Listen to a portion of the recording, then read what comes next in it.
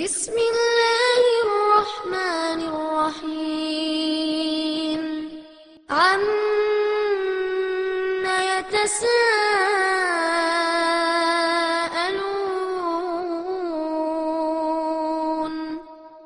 عن النبأ العظيم. இறைநேசத்தை விட்டு பெரிதும் திசை திருப்புவது பணமா பாசமா? பொருளாதாரம் என்கின்ற ஒன்றும் பந்த பாசங்கள் என்கின்ற ஒன்றும் இரண்டுமே மனிதனை ஆட்டி வைக்கக்கூடிய அவன் வாழ்க்கையினுடைய மைய ஆதாரமாக இருந்து கொண்டிருக்கக்கூடிய நிலையில இஸ்லாம் இந்த மனித சமுதாயத்திற்கு என்ன சொல்லுகின்றது? வல்லாஹி லல் ஃபக்ர அக்ஷா அலைக்கும், தோழர்களே உங்களுக்கு வறுமை வந்து விடுமோ என்று நான் பயப்படவில்லை, ஏழ்மை நிலையை அடைந்து விடுவீர்களோ என்று நான் பயப்படவில்லை.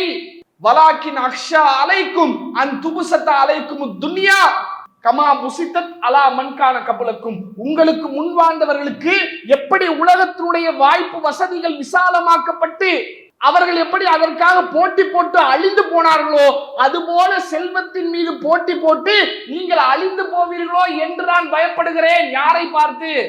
எந்த சகாபாக்கள் இறைவனுடைய திருப்திக்காக உயிரையும் பொருளாதாரத்தையும் வாரி வழங்கினார்களோ அவர்களை பார்த்து அல்லாஹ்வுடைய தூதர் அவர்கள் சொன்ன ஸ்டேட்மெண்ட் இது. உங்களை எது திசை திருப்பும்? உங்களுடைய நேரான பாதையை விட்டு உங்களை எது மாற்றும்? இந்த பணம் மாற்றும்னு ரசூலுல்லாஹ் சொல்லிட்டாங்க. இப்படிப்பட்ட நபிகளாருடைய செய்திக்கு மாற்றமாக கண்டிப்பா நம்ம நடுவரவங்க தீர்ப்பு சொல்ல மாட்டாங்கன்ற ஒரு நம்பிக்கையில இந்த ஒரு விஷயத்தை சொல்லிக்கிறோம். மன்கான மின்கும் யஅபுது முஹம்மதன், யார் உங்களில் இந்த முஹம்மதை வணங்கினீர்களோ, ரசூலுல்லாவை வணங்க கூடாது, ரசூலுல்லாவை பின்பற்ற வேண்டும், அவர்கள் சொன்ன அடிப்படையை நாம் எடுத்து நடக்க வேண்டும். அதுதான் இறை நேசத்தினுடைய மிக முக்கியமான அம்சமாக இருக்கிறது. எது அந்த நிலைக்கு அவங்களை கொண்டு போகுது அப்படின்னு கேட்டா, அல்லாஹ்வுடைய தூதர் நபிகளார் மீது வைத்திருந்த அந்த நேசம் அவர்களை ஒரு கணம் அல்லாஹ்வுடைய தூதர் நபிகளாரையே வணங்கக்கூடிய இடத்தில் கொண்டு வந்து நிறுத்துகிறது. அஸ்ஸலாமு அலைக்கும் வரஹ்மத்துல்லாஹி வபரகாத்துஹு. அளவற்ற அருளாளனும் நிகரற்ற பேரன்புடையனும் ஆகிய எல்லாம் அல்ல அல்லாஹ்வை போற்றி புகழ்ந்தவனாக ஆரம்பம் செய்கின்றேன். தமிழ்நாடு தௌஹீத் ஜமாத் திருவள்ளூர் கிழக்கு மாவட்டம் நடத்தக்கூடிய மார்க்க விளக்க பட்டிமன்ற கூட்டத்திலே நாம் எல்லாம் இங்கு திரளாக ஒன்று குழுமி இருக்கின்றோம். இறை நேசத்தை விட்டு பெரிதும் திசை திருப்புவது பணமா பாசமா என்கின்ற தலைப்பில பட்டிமன்றம் நடைபெற இருக்கின்றது.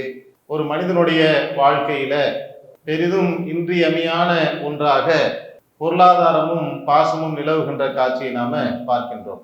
மனிதன் என்பவன் தேவையுடையவனாக இருக்கின்றான். ஒரு மனிதனுக்கு உணவு, உடை, இருப்பிடம், திருமணம், இல்லற வாழ்க்கை, வீடு, தொழில், இது போன்ற அவனை சுற்றி இருக்கக்கூடிய ஒவ்வொரு பற்றின் மீதும் அவன் தேவையுடையவனாக இருக்கின்றான். அந்த தேவை அவனுக்கு கிடைக்கும் பட்சத்தில் அவனுடைய வாழ்க்கை நிம்மதியான ஒரு பாதையை நோக்கி சென்று கொண்டிருக்கின்றது. ஒரு காலம் அந்த தேவை தடைப்படும் என்று சொன்னால் அவன் நிம்மதி இழந்தவனாக அவனுடைய வாழ்வை கழிக்கக்கூடிய சூழல் ஏற்படுகின்றது. அதே சமயத்தில் அவனுடைய தேவை அவனுக்கு தன்னிறைவாக கிடைக்கும் என்று சொன்னால், அவன் விரும்பிய வாழ்க்கையை அவன் அடைந்து விடுவான் என்று சொன்னால், ஒரு மன மகிழ்ச்சியோடு சந்தோஷத்தோடு ஒரு வாழ்க்கையை அவன் சந்திக்கின்றான். இந்த நிலையில மனித வாழ்க்கைக்குண்டான தேவைகளை பெரும்பாலும் பூர்த்தி செய்யக்கூடிய ஒன்றாக ஒரு பக்கம் பொருளாதாரம் என்கின்ற ஒன்று இருக்கின்றது. நாம் மேற்சொன்ன பல விஷயங்களில இல்லற வாழ்க்கையில குடும்பம், குழந்தைகள், அந்த வீட்டுக்கு தேவையான உணவுகள், ஒரு கரண்ட் பில்லு கட்டுறது, வாடகை கட்டுறது, இது மாதிரி பல்வேறு விதமான தேவைகளையும் பூர்த்தி செய்யத்தக்க ஒரு விஷயமாக ஒரு பக்கம் பொருளாதாரம் என்கின்ற ஒன்று இருக்கின்றது. பொருளாதாரத்தை தன்னுடைய வாழ்க்கையினுடைய அடித்தளம், இது தேவையான ஒன்று என்று மனிதன் உணர்ந்து கொண்ட காரணத்தினால் அதை நோக்கி மனித சமுதாயம் இன்றைக்கு சம்பாதிக்க வேண்டும் என்ற நோக்கத்தில் விரைந்து செல்லுகின்ற காட்சியை நாம பார்க்கின்றோம். அதே சமயத்தில் பொருளாதாரத்தை ஒருவன் நிரம்ப சம்பாதித்தாலும் கூட ஒரு கட்டத்தில் அவனுக்கு குடும்ப உறுப்பினர்கள் அந்த பொருளாதாரம்லாம் எதுக்கு என்ற ஒரு கேள்வி வந்தால், அந்த பொருளாதாரத்தை வைத்துக்கொண்டு தன்னுடைய குடும்பத்தில் இருக்கக்கூடிய தன்னுடைய தாய், தந்தை, தன்னுடைய குழந்தைகள், மனைவி, இவர்கள் சந்தோஷமாக இருக்க வேண்டும், இவர்கள் நிம்மதியாக மன மகிழ்ச்சியான ஒரு வாழ்க்கையை வாழ வேண்டும், அவர்களுடைய சந்தோஷத்துக்காகத்தான் இந்த பொருளாதாரத்தையே நான் சம்பாதிக்கின்றேன் என்று அந்த பந்த பாசங்களுக்கு முன்னுரிமை கொடுத்து இந்த பொருளாதாரத்தை மனிதன் ஒரு கட்டத்தில் திரட்டுகின்ற காட்சியை நாம பார்க்கின்றோம். ஒருவனுக்கு குடும்பமே இல்லை என்கின்ற ஒரு நிலைமை ஏற்பட்டால் அப்போ பொருளாதாரத்தை சம்பாதிப்பது எதற்கு என்கின்ற கேள்வி அவனுக்குள்ள ஏற்பட்டு விடுகின்றது. அதே சமயத்தில் பொருளாதாரமே இல்லை என்கின்ற ஒரு நிலைமை ஏற்பட்டு விட்டது என்று சொன்னால் அவன் குடும்பம் நடத்துவது என்பது சிரமமான ஒன்றாக ஆகிவிடுகின்றது. அப்போ பொருளாதாரம் என்கின்ற ஒன்றும் பந்த பாசங்கள் என்கின்ற ஒன்றும் இரண்டுமே மனிதனை ஆட்டி வைக்கக்கூடிய அவன் வாழ்க்கையினுடைய மைய ஆதாரமாக இருந்து கொண்டிருக்கக்கூடிய நிலையில இஸ்லாம் இந்த மனித சமுதாயத்திற்கு என்ன சொல்லுகின்றது? ஒருவன் ஈமான் கொண்ட பின்னால், இறை நம்பிக்கை கொண்ட பின்னால், உலகத்திலே இருக்கக்கூடிய அனைத்தையும் விட, அனைவரையும் விட அவன் அல்லாஹுவையும் அல்லாஹ்வுடைய தூதரையும் நேசிக்காத வரையில அவன் ஈமானுடைய சுவையை உணர்ந்தவனாக ஆக மாட்டான் என்று நபிகள் நாயகம் ஸல்லல்லாஹு அலைஹி வஸல்லம் அவர்கள் சொல்லி காட்டினார்கள். 3 தன்மைகளை சொன்னார்கள். அதில் முதலாவது தன்மையாக அல்லாஹ்வுடைய தூதர் இதைத்தான் சொல்லி காட்டுகின்றார்கள். அப்போ ஒரு மனிதன் இறை நேசத்திற்குத்தான் முன்னுரிமை கொடுக்க வேண்டும். அந்த இறை நேசத்திற்கு தடையாக, இடையூறாக எந்த ஒரு நேசம் வந்தாலும் அந்த நேசத்தை எல்லாம் தூக்கி எறிந்துவிட்டு இறை நேசத்துக்கு அவன் முன்னுரிமை கொடுப்பானே ஆனால் அப்பொழுதுதான் அவன் இறை கட்டளைக்கு கட்டுப்பட்டு நடக்க முடியும் என்கின்ற காரணத்தினால் இந்த இலக்கணத்தை இஸ்லாம் நமக்கு சொல்லி காட்டுகின்றது. எனவே இந்த பட்டிமன்றத்தில் இறை நேசத்தை விட்டு பெரிதும் திசை திருப்புவது பணமா பாசமா என்கின்ற தலைப்பு கொடுக்கப்பட்டிருக்கின்றது. சமுதாயத்திற்கு தேவையான ஒரு தலைப்பாக இது இருக்கின்ற காரணத்தினால் இந்த தலைப்பு குறித்து 2 அணிகளும் இப்பொழுது அவருடைய வாதங்களை அழகிய முறையில எடுத்து வைப்பார்கள்.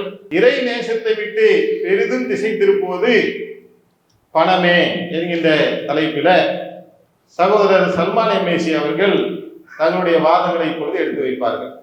இறை நினைவை விட்டும் திசை திருப்பக்கூடிய காரியங்களில் பெரிதான காரியம் பணம்தான் என்ற தலைப்பின் கீழே எங்களுடைய அணியின் சார்பாக அந்த கருத்துக்களை நாங்கள் எடுத்து வைக்க வந்திருக்கிறோம். பொதுவாக நடுவர் அவர்களே, சொல்லுங்க ஐயா. தமிழ்ல ஒரு பழமொழி சொல்லுவாங்க, உங்களுக்கு தெரிஞ்சிருக்குன்னு நினைக்கிறேன். சொல்லுங்க. தெரிஞ்சுக்குவோம். கைப்புண்ணுக்கு கண்ணாடி தேவையில்லைன்னு சொல்லுவாங்க இல்லையா? நிறைய பட்டிமன்றத்துக்கு பேசின மாதிரி தெரியுது. இல்ல, இது இப்போதைக்கு இந்த பட்டிமன்றம் சொல்லிக்கிறேன். அது என்னன்னு சொன்னா, தெளிவா இருக்கக்கூடிய ஒரு விஷயத்துக்கு மேலும் மேலும் அதற்கு ஆதாரங்களோ சான்றுகளோ தேவையில்லை. கைப்புண்ணுக்கு எதுக்கு கண்ணாடி? பார்த்தா தெரியுது, இதுதான் அதனுடைய யதார்த்தம். அப்ப தலைப்பே நமக்கு என்ன சொல்லுதுன்னு கேட்டா, இறை நினைவை விட்டு திசை திருப்பக்கூடிய காரியங்களில் பாசமும் இருக்குது, அதை நம்ம மறுக்கல. பெரிதும் திசை திருப்பக்கூடிய காரியம் எது என்று கேட்டால் அது பணம் தான். அதுல எந்த விதமான மறுக்க வேண்டிய சந்தேகத்திற்கு இடமளிக்கக்கூடிய எந்த ஒரு அம்சமும் அதுல கிடையாது. எந்த அளவுக்குன்னு சொன்னா, நடைமுறையில நாம் சந்திக்கக்கூடிய யதார்த்தமான விஷயங்களை நீங்கள் எடுத்து பார்த்தாலே எங்கள் அணியினுடைய கருத்து, நாங்கள் சொல்ல வரக்கூடிய செய்தி எந்த அளவுக்கு வலுமிக்கது, எந்த அளவுக்கு உறுதியானது என்பதை நீங்கள் புரிந்து கொள்ளலாம். நடுவர் அவர்களே, தொழுகை என்பது இறைவனுடைய திருப்தியை பெற்றுத்தரக்கூடிய காரியம் தானே? ஆமாவா இல்லையா? உங்களுக்கு அதுல எந்த சந்தேகமும் இல்லைல்ல? இல்ல. இங்க வந்திருக்கக்கூடிய நம் யாருக்கும் அதுல மாற்று கருத்து இருக்காது. தொழுகை என்பது இறைவனுடைய விருப்பத்திற்குரிய, நேசத்திற்குரிய, இறைவனுடைய திருப்தியை பெற்றுத்தரக்கூடிய அம்சம் என்பதில் நம்ம யாருக்கும் சந்தேகம் இல்லை. அல்லாஹ்வுடைய தூதர் அவர்கள் இந்த தொழுகையை பற்றி சொன்னார்கள், அவ்வலுமா யுஹாஸபுல் அப்து அல் யௌம், நாளை மறுமையிலே ஒரு அடியான் விசாரிக்கப்படக்கூடிய கேள்வியில் முதல் கேள்வி அஸ்ஸலாத், அதுதான் தொழுகை என்றார்கள். இன் சலுஹத் ஃபக்கத் அஃப்லஹ வ அன்ஜஹ, அந்த கேள்விக்கு அவன் சரியான பதிலை சொல்லி விடுவானேயானால் அவன் வெற்றி பெற்று விட்டான், நிம்மதியான வாழ்க்கையில நுழைந்து விட்டான். வ இன் ஃபஸதத் ஃபக்கத் ஹாப வ ஹஸிர, அந்த கேள்விக்கு சரியான பதிலை அவன் சொல்லவில்லை என்றால் அவன் கேவலப்பட்டு இழிவடைந்து போய்விடுவான் என்றார். தொழுகை இறைவனுடைய திருப்தியை பெற்று தரக்கூடிய, இறை நெருக்கத்தை பெற்று தரக்கூடிய ஒரு அமல் என்பதில் யாருக்கும் எந்த விதமான மாற்று கருத்தும் இருக்காது. ஆனால் இன்றைக்கு இந்த தொழுகையை விட்டு நம்மை தடுக்கக்கூடியதாக எது இருக்கிறது? பணம் தானங்க. மகரிபுடைய நேரத்துல ஐயாலல் ஸலா ஐயாலல் ஃபலா, தொழுகை நோக்கி வாருங்கள், வெற்றியை நோக்கி வாருங்கள் என்று பள்ளிவாசலிலே பாங்கு சொல்லப்படுகிறது. பள்ளிக்கு விரையாமல் இவன் கடையில் நின்று கொண்டு வியாபாரம் பார்த்து கொண்டிருக்கிறானா? இங்கே இவனை தடுத்தது பணமா பாசமா? பணம் தானே. நான் ஆரம்பத்துல சொன்னது போல கைப்புண்ணுக்கு கண்ணாடி தேவையில்லை. இறை நெருக்கத்தை பெற்று தரக்கூடிய இந்த தொழுகையை தடுக்கக்கூடிய காரியமாக அம்சமாக பணம் இருப்பதற்கு இதைவிட வேற எதுவும் சான்று சொல்லணுமா உங்களுக்கு? இவ்வளவு ஏங்க இன்றைய தினம் இந்த நிகழ்ச்சி நடைபெறக்கூடிய இந்த ஜும்மாவுடைய நாளினுடைய நிலைமை என்ன? ஜும்மாவுடைய நாளிலே பள்ளிவாசலிலே இடம் கொள்ளவில்லை, மக்கள் கூட்டம் சாறை சாறையாக வருகிறார்கள். அந்த ஜும்மாவுடைய தொழுகையில் கூட இமாம் மிம்பர் மீது ஏறிவிட்டால், அல்லாஹ்வுடைய தூதர் அவங்க சொல்றாங்க, இமாம் மிம்பர் மீது ஏறிவிட்டால் நன்மைகளை பதிவு செய்யக்கூடிய மாணவர்கள் தங்களுடைய ஏடுகளை மூடி வைத்து விடுவார்கள். முதல்ல வந்தா ஒட்டகம், இரண்டாவது வந்தா மாடு, மூணாவது ஆடு, அந்த சிறப்புகள்லாம் சொல்லப்பட்டிருக்கு. அது எது வரையிலும்? இமாம் மிம்பர் மீது ஏறுகின்ற வரையிலும் தான். ஜும்மாவுல பாக்குறோம், இமாம் மிம்பர் மீது ஏறும்போது 10 பேர் உட்கார்ந்து இருக்கிறாங்க. பயான் முடிச்சு தொழுகைக்கு நிற்கும் போது பின்னாடி 50 பேர் வந்து நிற்கிறாங்களே, இந்த 40 பேர் தொழுகைக்கு தாமதமாக வந்ததற்கு எது காரணம்? பணம் தானங்க. அப்ப இவ்வளவு தெளிவாக நம்ம இறைவனுடைய நேசத்தை நெருக்கத்தை பெற்று தரக்கூடிய தொழுகை, அந்த தொழுகையை தடுக்கக்கூடிய காரியங்களில் பணம் தான் இருக்கிறது. இதை விட வேற என்ன உதாரணத்தை உங்களுக்கு நான் சொல்லணும்? நீங்க யோசிச்சு பாருங்க. இவ்வளவு ஏன் நபிகள் நாயகம் ஸல்லல்லாஹு அலைஹி வஸல்லம் அவர்கள் இறைவனுடைய திருப்தியை பெற்ற, நல்ல கவனிங்க நடுவர் அவர்களே, இறைவனுடைய திருப்தியை பெற்ற ரலியல்லாஹு அன்ஹும் வரது அன்ஹு, அல்லாஹ் அவர்களை பொருத்தி கொண்டான், அவர்களும் அல்லாஹ்வை பொருத்தி கொண்டார்கள் என்று சொல்லப்பட்ட நபித்தோழர்களை பார்த்து அல்லாஹ்வுடைய தூதர் அவர்கள் சொன்ன எச்சரிக்கை. தோழர்களை பார்த்து அல்லாஹ்வுடைய தூதர் அவர்கள் சொல்கிறார்கள், வல்லாஹி லல் ஃபக்ர அக்ஷா அலைக்கும், தோழர்களே உங்களுக்கு வறுமை வந்து விடுமோ என்று நான் பயப்படவில்லை, ஏழ்மை நிலையை அடைந்து விடுவீர்களோ என்று நான் பயப்படவில்லை. வலாக்கின் அக்ஷா அலைக்கும் அன் துபுசத்த அலைக்கும் துன்யா கமா புசித்தத் அலா மன்கான கபலக்கும், உங்களுக்கு முன் வாழ்ந்தவர்களுக்கு எப்படி உலகத்தினுடைய வாய்ப்பு வசதிகள் விசாலமாக்கப்பட்டு அவர்கள் எப்படி அதற்காக போட்டி போட்டு அழிந்து போனார்களோ, அதுபோல செல்வத்தின் மீது போட்டி போட்டு நீங்கள் அழிந்து போவீர்களோ என்று நான் பயப்படுகிறேன். யாரை பார்த்து? எந்த சகாபாக்கள் இறைவனுடைய திருப்திக்காக உயிரையும் பொருளாதாரத்தையும் வாடி வழங்கினார்களோ அவர்களை பார்த்து அல்லாஹ்வுடைய தூதர் அவர்கள் சொன்ன ஸ்டேட்மெண்ட் இது. இறை திருப்தியை பெற்றவங்க தான். நல்ல கவனிங்க, இறை திருப்தியை பெற்றவர்கள். உங்களை எது வழிகெடுக்கும்? உங்களை எது திசை திருப்பும்? உங்களுடைய நேரான பாதையை விட்டு உங்களை எது மாற்றும்? இந்த பணம் மாற்றும்னு ரசூலுல்லாஹ் சொல்லிட்டாங்க. இப்படிப்பட்ட நபிகளாருடைய செய்திக்கு மாற்றமாக கண்டிப்பா நம்ம நடுவரவங்க தீர்ப்பு சொல்ல மாட்டாங்கன்ற ஒரு நம்பிக்கையில இந்த ஒரு விஷயத்தை சொல்லிக்கிறோம். அதே நேரத்தில் அல்லாஹ்வுடைய தூதர் அவர்கள் இந்த உலகத்திலே ஒரு முஸ்லிம் இறைவனுடைய நெருக்கத்தை விட்டு, இறை நினைவை விட்டு அவனை திசை திருப்பக்கூடிய ஏராளமான சோதனைகள் இருக்கிறது. அந்த சோதனையில் பிரதான பணம் தான். பாசம் இல்லை என்று ஒரு காலத்தில் நாங்க சொல்லலைங்க. பாசமும் இறை நினைவை விட்டு தடுக்கத்தான் செய்கிறது, மாற்று கருத்து இல்லை. பெரிதும் எது? கவனிக்க வேண்டிய விஷயம் அதுதான். பெரிதும் தடுக்கக்கூடிய, பெரிதும் திசை திருப்பக்கூடிய அம்சம் பொருளாதாரம் மட்டும்தான். அதில் எந்த சந்தேகமும் இல்லை. நபிகளார் சொன்னார், இன்னலி குல்லி உம்மத்துன் ஃபித்னா, ஒவ்வொரு சமுதாயத்திற்கும் ஒரு சோதனை இருக்கிறது. இன்ன ஃபித்ரத்த உம்மத்தி அல் மால், என் சமுதாயத்திற்கான சோதனை எது தெரியுமா? அல் மால், பொருளாதாரம் தான், பணம் தான். ஏன் பாசத்தை சொல்லல? பெருங்கொண்ட சோதனை பணத்துல தான், பாசத்துல இருக்குது. பெரும்பான்மை எது, பெரிதும் எது? அது பணத்தில் தான். தெளிவுபடுத்தி இருக்கிறார்களே. அதே போல இறைவன் தன்னுடைய திருமறையிலே நபிகளார் எப்படி இந்த பொருளாதாரத்தை சோதனை என்றார்களோ, அதே போல அல்லாஹ் ரப்பல் ஆலமீன் தன்னுடைய திருமறையில் பல இடங்களில் இந்த பொருளாதாரம் ஒரு சோதனை, இந்த பொருளாதாரம் உங்களுக்கு நான் வைக்கக்கூடிய பரீட்சை என்று இறைவன் பல இடங்களில் பேசுகிறான். இறைவன் 8வது அத்தியாயத்தினுடைய 28வது வசனத்தில் இறைவன் பேசுகிறான், வயலமு, அறிந்து கொள்ளுங்கள், அன்னமா அம்வாலக்கும் அவுலாதுக்கும் ஃபித்னா, உங்களுடைய செல்வமும் உங்களுடைய குழந்தைகளும் உங்களுக்கான சோதனை. செல்வம் தான் ஃபர்ஸ்ட், உள்ளதான், பாசம் தான். எது பெரிது? செல்வம். இன்னொரு இடத்துல இறைவன் பேசுகிறான், இன்னமா அம்வாலுக்கும் அவுலாதுக்கும் ஃபித்னா, அறிந்து கொள்ளுங்கள், உங்களுடைய செல்வத்திலேயும் உங்களுடைய குழந்தைகளிலேயும் உங்களுக்கு சோதனை இருக்கு. எது பெருசு? செல்வம் தான் பெருசு. இன்னொரு இடத்துல இறைவன் பேசுகிறான், யா அய்யுஹல்லதீன ஆமனூ, இறை நம்பிக்கையாளர்களே, லா துல்ஹீக்கும் அம்வாலுக்கும் வலா அவுலாதுக்கும் அன் திக்ரில்லாஹ், உங்களுடைய பொருளாதாரமோ உங்களுடைய குழந்தைகளோ அல்லாஹ்வின் நினைவை விட்டு உங்களை திசை திருப்பி விட வேண்டாம். இறைவனின் நினைவை விட்டு உங்களை திசை திருப்பக்கூடிய அம்சங்களில் முதலானது பொருளாதாரம், காசுதான், பணம் தான். அடுத்து பாசம். நம்முடைய நடுவர் அவர்களுடைய தீர்ப்புக்கான பதிலை அல்லாஹ் என்ன செய்யறான், இந்த வசனத்துல சேர்த்து சொல்கிறான். பெரிதும் இறைவனுடைய அருளை விட்டு இறைவனுடைய நினைவை விட்டு திசை திருப்பக்கூடியது பணம் தான். இறைவன் பேசுகிறான். அப்ப இவ்வளவு ஆதாரங்கள், இவ்வளவு இன்னும் ஏராளமான செய்திகள். பொருளாதாரம் என்பது மனிதனை காக்கக்கூடிய ஒரு அம்சம் அல்ல.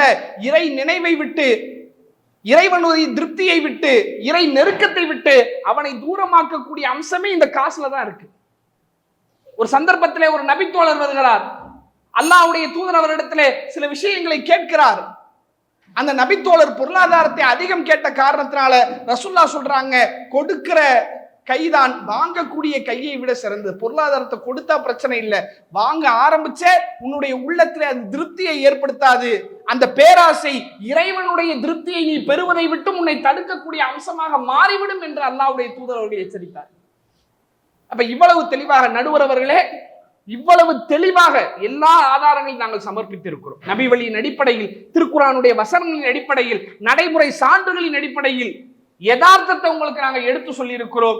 அவற்றையெல்லாம் உங்களுடைய சிந்தனையிலே கொண்டு வந்து நபிகளாருடைய சொல்லுக்கு, இறைவனுடைய வசனத்திற்கு மாறாத ஒரு சிறந்த தீர்ப்பை எங்களுடைய அணிக்காக நீங்கள் வழங்க வேண்டும் என்ற கோரிக்கையை முன்வைத்தவனாக எங்கள் அணியினுடைய முதல் வாதத்தை நாங்கள் எடுத்து வைத்திருக்கிறோம். இன்ஷா அல்லாஹ் அடுத்தடுத்த அணுகுண்டுகளை எங்களுடைய சகோதரர்கள் வீசி எறிவார்கள் என்கிற செய்தியை சொல்லி இந்த உரைக்கு நான் திரையிடுகிறேன். அஸ்ஸலாமு அலைக்கும் வரஹ்மத்துல்லாஹி வபரகாத்துஹு. பணம் சம்பாதிக்கிறது யாருக்காக? பணம் சம்பாதிக்கிறது நமக்காக, குடும்பத்தாருக்காக, எல்லாத்துக்காக சேர்த்துதான், குடும்பத்தாருக்காக. அப்ப அந்த பணம் ஒருத்தன் கஷ்டப்பட்டு சம்பாதிக்கிறான், அதை திசை திருப்பாது யாருக்காகனா குடும்பத்தாருக்காக தான். அவன் குடும்பம் தான் ஒரு முக்கியமான காரணமா இருக்கிற மாதிரி தோணுது. ஆமா, நம்முடைய எதிர் அணியினர் சல்மான் அவர்கள் வைத்த வாதத்தை தவிடுபடியாக ஆக்கக்கூடிய வகையில இறை நினைவை விட்டு பெரிதும் திசை திருப்புவது பாசமே அப்படிங்கிற தன்னுடைய வாதங்களை ஆணித்தரமாக சகோதரர் இலியாஸ் பேசி அவர்கள் இப்பொழுது தன்னுடைய வாதங்களை எடுத்து வைப்பார்கள். இறை நேசத்தை விட்டும் பெரிதும் திசை திருப்புவதற்கு காரணம் பணமா பாசமா அப்படிங்கிற தலைப்பு கீழே நம்ம பட்டிமன்றம் பேசிக்கொண்டிருக்கிறோம். இதுல பாசம்தான் என்கிற கருத்தை பதிய வைப்பதற்காக வேண்டி நாம வந்திருக்கிறோம். அல்லாஹ்வே தன்னுடைய திருமறையில் சொல்லுகிற பொழுது இந்த இறை நினைவை விட்டும், இந்த இறை நேசத்தை விட்டும் திசை திருப்புவதற்கு காரணமாக இருக்கிற சில சம்பவங்களை நமக்கு படிப்பினையாக சொல்லி காட்டுகிறார். அதுல மிக முக்கியமான ஒரு சம்பவம், அதிகமாக திருமறை குர்ஆனை நீங்க படிச்சீங்கன்னா ஒரு நபியினுடைய வரலாறு அதிகமாக இருக்கும். அந்த வரலாறு என்ன அப்படின்னு கேட்டா மூசா அலைஹிஸ்ஸலாம் அவர்களுடைய வரலாறு. அந்த வரலாற்றுல ஏராளமான படிப்பினைகள் இருக்கிறது. அதுல ஒரு படிப்பினை, இறை நேசத்தை விட்டும் அவர்களை திசை திருப்பிய ஒரு சம்பவம் என்ன அப்படின்னு கேட்டா, காளை கன்றை கடவுளாக அவங்க மாற்றி வழங்கினாங்க. காளை கன்றை மூசா அலைஹிஸ்ஸலாம் அவர்கள், அவங்களுக்கு அல்லாஹ் ஒரு 40 இரவுகள் வாக்களித்து அவங்க அந்த வேதத்தை பெற்றுக்கொள்வதற்காக வேண்டி சென்றிருப்பாங்க. அப்ப தன்னுடைய சகோதரர் ஹாரூன் அலைஹிஸ்ஸலாம் அவர்களை பொறுப்பாக அமைத்து விட்டு அல்லாஹ்வுடைய தூதராக அந்த மூசா அலைஹிஸ்ஸலாமும் போயிருப்பாங்க. அப்படி போன அந்த இடைவெளியில அந்த மக்கள் சாமிரி என்று சொல்லக்கூடிய ஒரு நபரின் காரணமாக ஒரு காளை கன்றை கடவுளாக மாற்றி அதை வணங்கக்கூடிய காட்சியை பார்ப்பாங்க. இதை பற்றி அல்லாஹ் தன்னுடைய திருமறையில் எப்படி சொல்றான்னு பாருங்க. இந்த இடத்துல அவங்க இறை நினைவை விட்டு, இறைவனுடைய அந்த நேசத்தை விட்டு திசை திருப்புவதற்கு காரணம் என்ன அப்படின்னு அல்லாஹ்வே தன்னுடைய திருமறையில் சொல்லும் பொழுது, உஷ்ரிபு ஃபி குலூபிஹிமுல் இஜ்ல், இந்த குஃப்ரான இறை மறுப்பான இந்த காரியத்திற்கு அவர்களுக்கு மிகப்பெரிய காரணம் என்னன்னா, அவருடைய உள்ளத்தில் அந்த காளை கன்றினுடைய பாசம் ஊட்டப்பட்டு விட்டது என்பதைத்தான் அல்லாஹ் சொல்றான். காளை கன்று என்பது ஒரு இறை மறுப்பு அல்லாஹ்வுடைய இடத்துல இணை வைக்கக்கூடிய ஒரு இடத்துல கொண்டு வந்து அந்த காளை கன்றை அவர்கள் நிப்பாட்டியதற்கு காரணம் என்ன அப்படின்னு அல்லாஹ்வே சொல்லும் பொழுது அவங்க உள்ளத்துல ஒரு விதமான பாசம், அதன் மீது ஒரு பிணைப்பு ஏற்பட்டு விட்டது. அதுதான் அவர்களை வழிகெடுப்பதற்கு மிக முக்கியமான காரணமாக இருந்தது என்பதை அல்லாஹ்வே தன்னுடைய திருமறையில் சொல்லி காட்டுகிறார். அப்ப இந்த வசனத்தின் அடிப்படையில இறை நேசத்தை விட்டும் திசை திருப்புவதற்கு மிகப்பெரிய காரணமாக இருப்பது இந்த பாசம் என்று சொல்லக்கூடிய விஷயமாகத்தான் இருக்கிறது. இதே போன்றுதான் இன்றைக்கு நம்முடைய சமுதாயத்துல நிறைய பார்க்கிறோம். எந்த மாதிரி எல்லாம் இன்றைக்கு இஸ்லாத்தை கடைபிடிக்கக்கூடியவர்கள் அல்லாஹ் ஒருவனை மட்டுமே வணங்க வேண்டும் என்கிற இந்த கொள்கையில் இருக்கக்கூடிய முஸ்லிம்கள் இன்றைக்கு எப்படியெல்லாம் வழிகேட்டினுடைய உச்சத்தில் இருக்கிறார்கள். மௌலூத் என்கிற பெயரால் அல்லாஹுடைய தூதர் நபிகள்லாரை அல்லாஹுடைய இடத்துல கொண்டு வந்து வச்சாங்க. இதுக்கு என்ன காரணம், என்ன அடிப்படை அப்படின்னு பார்த்தா, அல்லாஹுடைய தூதரை நாங்கள் நேசிக்கிறோம், அதனால் இந்த மௌலூது வரிகளை அவர்கள் பிறந்த நாளில் ஓதுகிறோம் என்றுதான் இந்த மௌலூதை ஓதுகிறார்கள். ஏராளமான இணைப்பு விஷயங்கள், ஏராளமான அல்லாஹுடைய இடத்தில் அல்லாஹுடைய தூதர் நபிகள் நாயகம் ஸல்லல்லாஹு அலைஹி வஸல்லம் அவர்களை கொண்டு வந்து நிப்பாட்டுகிற ஏராளமான காரியங்களை இன்றைக்கு முஸ்லிம்கள் இன்றைக்கு இது மாதிரியான இணைப்பினுடைய உச்சத்தில் இருக்கிறார்கள் என்றால் இதற்கு காரணம் என்ன? இறை நேசத்தை விட்டும் இவ்வளவு தூரமாக போயிருக்கிறார்கள் என்றால் இதற்கு காரணம் என்ன என்று என்ன பார்த்தால், இந்த இறை நேசத்தை விட்டு திசை திருப்புவதற்கு காரணம் பாசம் என்கிற அந்த அடிப்படை மட்டும்தான் இருக்கிறது. எந்த அளவுக்கு பேசும்போது சொன்னாங்க, நிறைய வாதம் என்ன எடுத்து வச்சாங்கன்னா, தொழுகை என்பது மிக முக்கியமானது, அது இறை நேசத்தை பெற்றுத்தரக்கூடிய இறை நினைவினுடைய மிக முக்கியமான ஒரு அம்சம் அப்படிங்கிறத சொன்னாங்க. பொருளாதாரத்தை பற்றி சொல்லும்போது அவங்களே அதை சொல்லிட்டாங்க, இந்த வசனத்திலேயே ரெண்டுமே வருது. இருந்தாலும் அல்லாஹ் முதல்ல சொல்றதுனால அது பொருளாதாரம் தான் இந்த இறை நேசத்தை விட்டு திசை திருப்பதற்கு காரணம் அப்படின்னு சொன்னாங்க. ஆனா அந்த வசனத்திலே அல்லாஹ் அடுத்தும் சொல்றான், அவுலாதுக்கும் அப்படிங்கிற வார்த்தையை அல்லாஹ் பயன்படுத்துறான், உங்களுடைய பிள்ளைகளும் தான் காரணம், ரெண்டுத்தையும் பயன்படுத்துறான். அப்ப ரெண்டுமே காரணமா தான் இருக்கு, அதை நாங்க மறுக்கவே இல்லை, என்றைக்குமே அதை மறுக்கவும் முடியாது. ஆனால் பெரிதும் காரணம் எது? தொழுகையை பற்றி சொல்லும்போது சொன்னாங்க, தொழுகையை விட்டு திசை திருப்புதுதான், இல்லைன்னு சொல்லல. ஜும்மா தொழுகையை விட்டு திசை திருப்புதுதான். நிறைய மக்கள் அந்த ஜும்மாக்களில் தொழுகை ஐவேளை கடமையான தொழுகைகளில் இன்றைக்கு சரியான முறையில் இல்லாமல் தான் இருக்கிறார்கள். அப்ப அப்படிப்பட்ட விஷயத்தை நாங்க மறுக்கவே முடியாது. ஆனால் அதை விட பெரியது எது? தொழுகை ஒருத்தர் தொழுகிறார், ஐவேளை தொழுகை நல்லா தொழுகிறார், நோன்பு வைக்கிறாரு, ஜகாத்தை கொடுக்கிறாரு, ஹஜ்ஜு செய்யறாரு. இணை வைப்பு அப்படிங்கிற ஒரு விஷயத்துல போயிட்டா என்ன ஆகும் நடுவர்களே? ஹஜ்ஜு செல்லுபடியாகுமா? மொத்த நன்மையும் போயிடும். மொத்த நன்மையும் போயிடும்.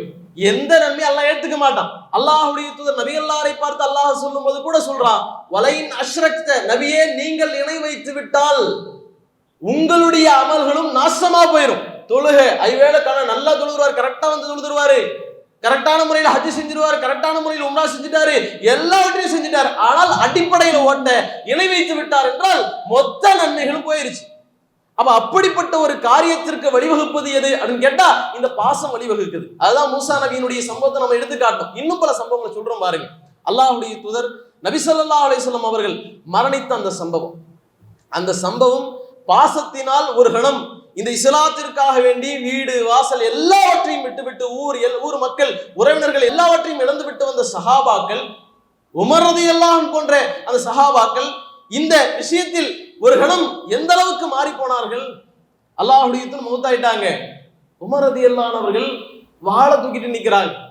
ரசூலுல்லாஹ் மௌத்தாயிட்டார்கள் யாராவது சொன்னா வெட்டிடுவாங்கிறாங்க, சொன்னாங்களா இல்லையா? அப்ப இது எந்த மாதிரியான ஒரு விஷயம்?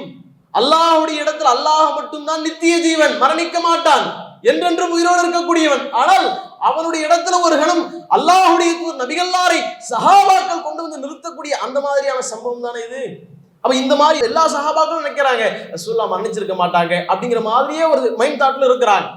அப்ப அந்த நேரத்தில் அபூபக்கர் ரலியல்லாஹு அன்ஹு அவர்கள் வந்து அல்லாஹ்வுடைய தூதர் நபிகள் நாயகம் ஸல்லல்லாஹு அலைஹி வஸல்லம் அவர்களை பார்த்துவிட்டு, நீங்கள் மரணிக்கும் போதும் உயிரோடு இருக்கும் போதும் ரெண்டு நேரத்திலுமே நீங்க நறுமணம் கமழ்ந்தீங்க என்கிற அந்த வார்த்தைகளை எல்லாம் சொல்லிவிட்டு அவளுக்கு முத்தம் கொடுத்து விட்டு வந்து வெளியே சொல்றாங்க. அங்க இருக்கக்கூடிய எல்லா சஹாபாக்களையும் அழைத்து பேசுகிறார்கள்.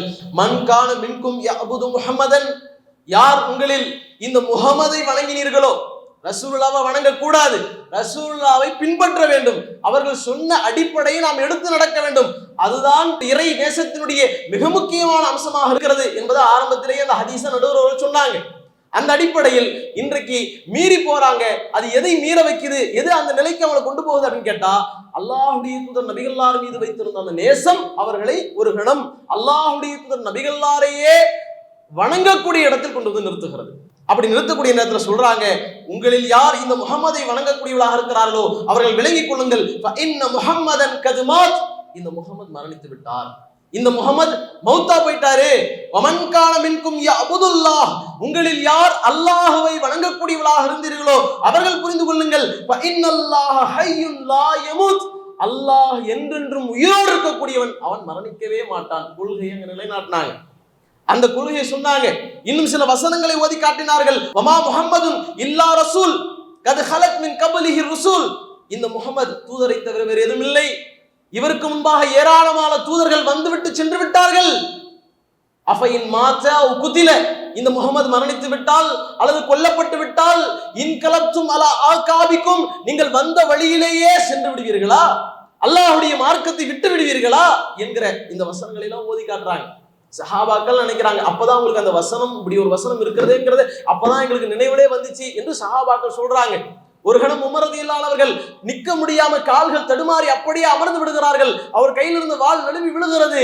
அவர்கள் அப்பொழுதுதான் சொல்றாங்க, இப்பதான் நான் புரிஞ்சுக்கிட்டேன் அப்படிங்கிற அந்த வார்த்தை எல்லாம் சொல்கிறார்கள் அப்படிங்கிற அந்த செய்திகளை பார்க்கும். அப்ப இந்த இடத்துல இணை வைப்பு என்கிற பாதக செயல் இன்றைக்கு முஸ்லிம்கள் மௌலுத் என்கிற பேரால், அதே மாதிரி முஹைதீன் மௌலுத் என்கிற பேரால் இந்த ரபியுல் ஆஹிர் மாதம் ஓதுனாங்க.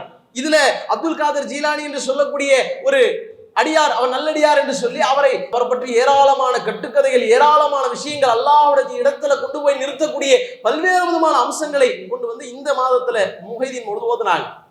இது எல்லாவற்றுக்கும் அடிப்படை காரணம் என்னன்னு கேட்டா, அளவு கடந்த அந்த நேசம் தான் இது மாதிரியான நிலைக்கு கொண்டு போகுது. நபிகள்லாம் தெளிவாக சொன்னார்கள், அந்த மக்களிடத்துல தெளிவாக பிரணப்படுத்தினார்கள்.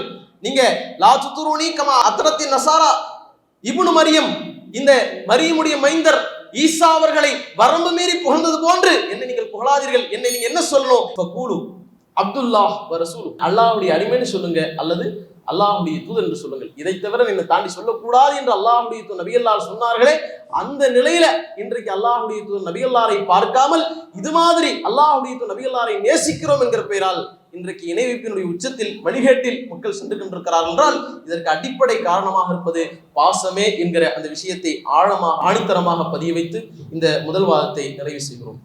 இறை நேசத்தை விட்டு பெரிதும் திசை திருப்புவது பணமே என்கின்ற அடிப்படையில சல்மான் எம்ஏசி அவர்கள் தொழுகையை விடுவதற்கும், வாரத்துக்கு ஒரு முறை நடக்கக்கூடிய ஜும்மாவை கூட சமுதாயத்துல பெருவாரியான பேர் உரிய நேரத்துல விட்டு விலகுவதற்கும் காரணமாக இருப்பது பொருளாதார ஆசையே என்பதை குர்ஆனுடைய வசனங்களை கொண்டு அழகான முறையில் எடுத்து விவரித்திருந்தார்கள். அதற்கு பதில் சொல்லக்கூடிய வகையில இலியாஸ் எம்ஏசி அவர்கள் இறை நேசத்தை விட்டு பெரிதும் திசை திருப்புவது பாசமே என்கின்ற தலைப்பில் பேசியிருக்கின்றார்கள்.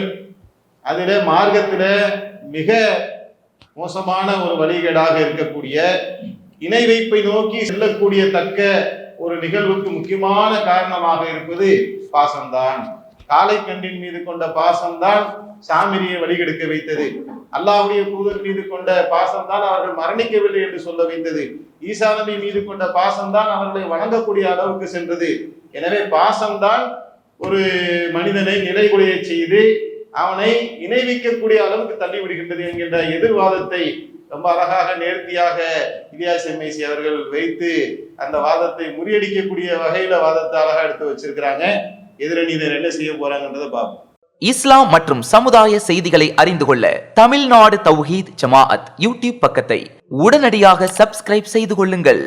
மேலும் பெல் பட்டனையும் கிளிக் செய்து கொள்ளுங்கள்.